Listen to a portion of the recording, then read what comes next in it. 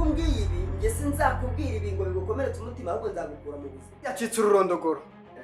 Numvaga ari umunsi wo wageze. Ntabwo buryo ubugeze. Hari igihe umunsi wawe wo gupfa ugeze, ariko hakaba undi muntu ku ruhande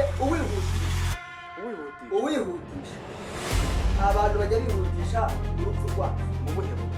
ibyubu byabaye ibyubu byakomeye hanze aho ibintu byacitse imvu zabaye nyinshi, gusenyuka kw'ingo kwabaye kwinshi, ahubwo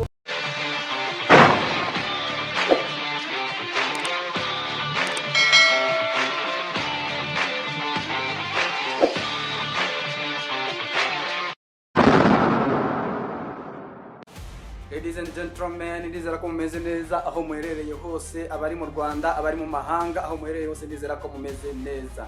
Indemesho y'u Rwanda nk'ibisanzwe hano ni ku Byubu Official TV. Murabona ko imbere yanyu tubafitiye umutumirwa.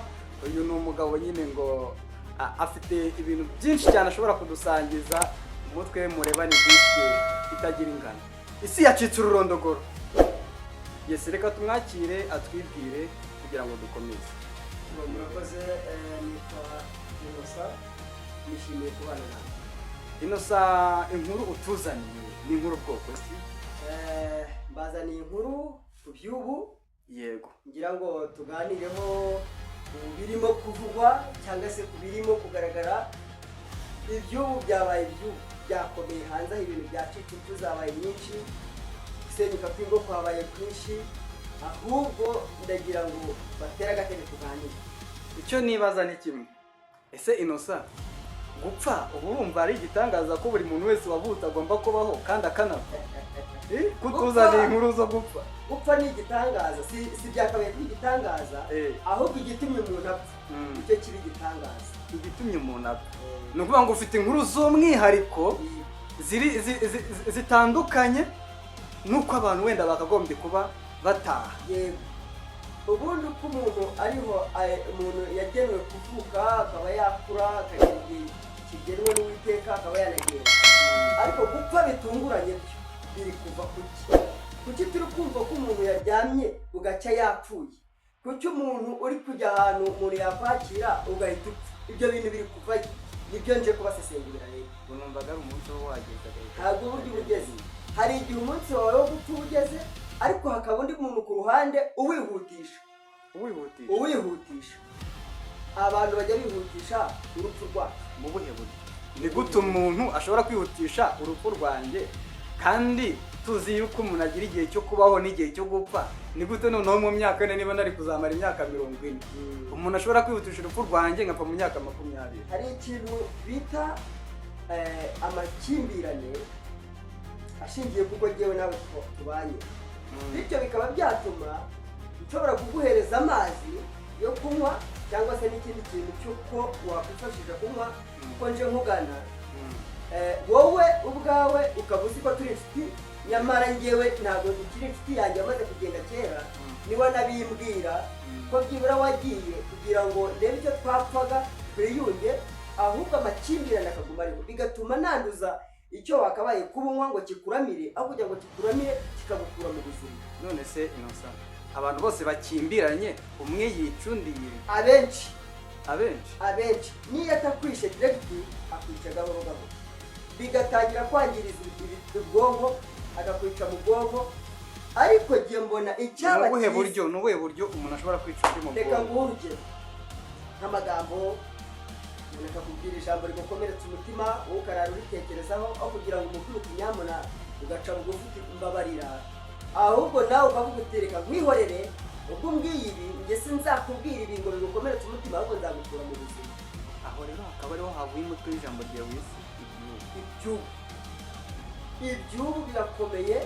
Babwire ngo ahubwo nabagushishikariza no gukurikirana channel yacu Byubu Official TV, niho muzajya musanga inkuru nk'izi zidasanzwe, kuko ku Byubu niho hantu honyine uzasobanukirwa ni gute umuntu apfa kandi atarakwiye kuba yapfa. Nta handi muzajya musanga inkuru nk'izo ngizo ni ku Byubu. Twari turimo tuvuga tuti rero ni iki umuntu yakwihutisha urupfu rwawe gute? Ibyo rero nari ndimo kugusobanurira ko biva ku makimbirane. Umuntu bagirana nawe ikibazo, urugero wenda inji wawe ufite ishati, ni ikintu cyoroshye, ngeze iwanjye nyitera ipasi, nkimara kuyitera ipasi irahiye, nta nubwo mbwiye ko ibyo bintu bikubabaje byibura ngo ngende nkugurire imwe.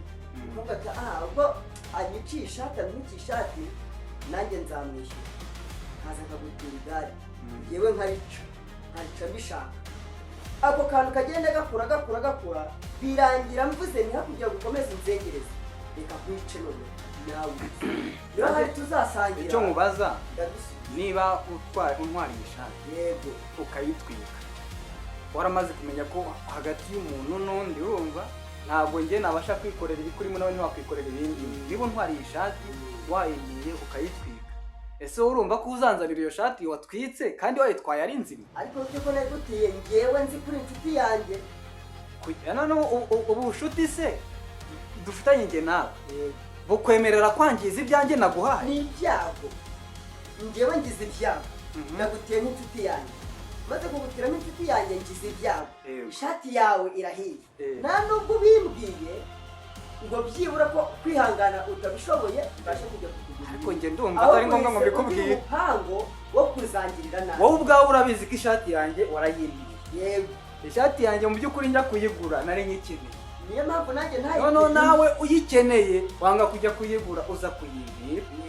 ni ukuvuga ngo noneho niba uyiteye ipasi gashya genda uzanire ishati nzima urebe ko tugirana amakimbirane. bitekereje neza ko hariho n'iby'ubu byacikiye, naje kugutira ishati muri ako kanya mfite ubushobozi turindi, noneho wari ihangane wigira ko wayitwitse. icyo nari mfite ku mutima ni wowe, nari mfite kuko muri uwo mwanya ntafite amafaranga, ariko wowe Imana yari yaguhaye ubuyifite kandi hari aho ngiye muri aka kanya sinyafite, ahubwo wowe wambwiye uti wayitwitse, nyamara nubwo uri inshuti yanjye nanjye niyo yonyine nari mfite, uzashaka amafaranga nguri ibindi kuko nanjye ndi mu bihe bibi. ariko wowe ndayizanye ndabikubwiye ko nagize ibyo byago, ndabikweretse unyeretse ko nta kibazo, habamo n'uburangare nta kibazo, nyamara we mu mutima wawe ikibazo cyamaze kugeramo urimo urashaka uburyo icyo uzihorera. aho hantu rero iby'ubu niho hantu birimo binacikira. ushobora kuza ukangira ishati, ndakumva, wamara kuntira ishati mu gihe uri gutera ipasi umuntu akaguhamagara, yaguhamagara ukirengagiza ko wari uri gutera ya shati ipasi, ukavugira kuri telefone, ariko ntabwo wari uhari. ntabwo nyine narihangana ishati gacunga. urumva nuvuga ngo inzira byanyuzemo nta nzira yaba iyo umbwira yaba iyo wowe wakoze, nta nzira n'imwe ngewe nzi ko ari ukuri. urumva byanyuzemo kugira ngo iyo shati yangirike ndetse n'ikindi kintu runaka cyaba cyangiritse. igihari ni iki? izi nkuru rero ndumva twaza kuzitinda, ahubwo reka tujye ku yindi topic. wumvise se inkuru biravugwa ko muri za Bugesera abantu bari kwicana, ariko n'ubundi bisa n'ibyo twari turimo kuvuga, kwihangana mu bantu twabaye bitwo duto nta handi birimo kuva ni igihugu. biterwa n'iki se? kwihangana kw'abantu kwabaye duke, abantu ntibagicirana bugufi, abantu ntibamugira inama ngo bazakumve, mbese ugiye kureba ugasanga kwihangana kw'abantu kwabaye duke. gusa iby'ubu byo bizaba iby'ubu. ni ukuvuga ngo mu by'ubu twitegure ibyiza ariko tunitegure n'ibibi. yego, kuko turi ku isi aho ibintu bigenda bitungurana, aho ubyuka umuntu ari umwana wawe ukunda isi ishoka, abandi ugasanga wari uri mu nzira ugenda umubyeyi akabaniza umwana we aramwishe.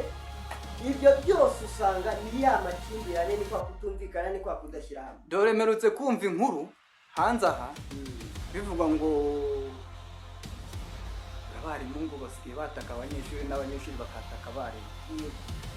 ibyo nabyo biravugwa, ariko kandi nibyo naherekane nkubwira, kwihangana kwabaye guke mu bantu, kandi ntekereza neza ko abantu twakabaye kuba dufite umutima uciye bugufi, twubahana, twumvana. ntabwo bikwiriye ko umwana uri ku ntebe y'ishuri asuzugura umurezi, kandi nta nubwo biha umurezi nanone gusuzugura uwo mwana. bo ubwabo bakabaye kuba bumvikana bagashyira hamwe, ariko umwana akamenya ko yaje gushaka ubumenyi, akagendera ku mabwiriza abarezi be barimo kumuha. rero iby'ubu byaracitse, iby'ubu byaracitse, abana ntibacyubaha ababyeyi kandi ariko kuba abana batubaha ababyeyi ntabwo ababyeyi bo babigiramo uruhare. abanyarwanda bacu umugani mu kinyarwanda ngo zivugwamo nkuru, ntabwo twareba cyane ngo ababyeyi ngo babigiramo uruhare, umwana uko umureze niko akura, kandi ntawugorora ikijumba, nta muntu ugorora ikijumba. ubwo umwana uko wamureze ni uko iyo umureze bajeyi, n'izi ngaruka nyine zigenda zitubaho, guhana twabaye dukeya. hari umuhanzi witwa Jay Polly yaravuze, ntekereza ko bino bintu byinshi ushobora kuba binaturuka no mu miryango hasi.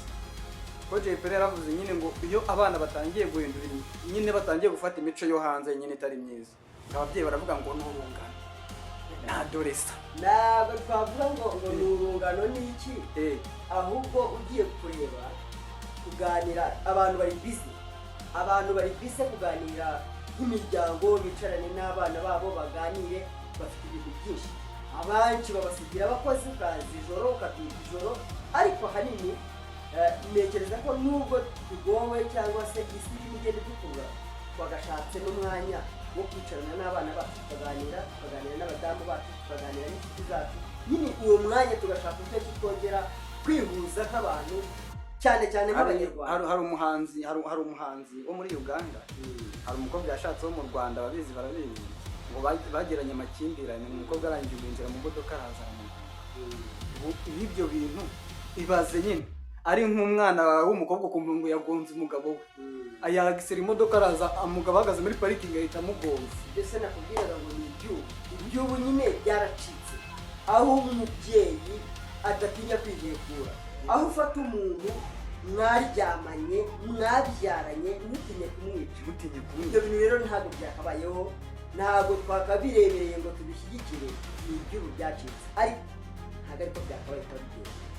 Kandi nanone rero iby'ubu ni akagaruka, nimureke tuzabaho igice cya kabiri cyo kubyubu. Iby'ubu mugome mudukurikirane, mukanda subscribe, comment, mushyiramo share, hanyuma turabifuza kudukunda.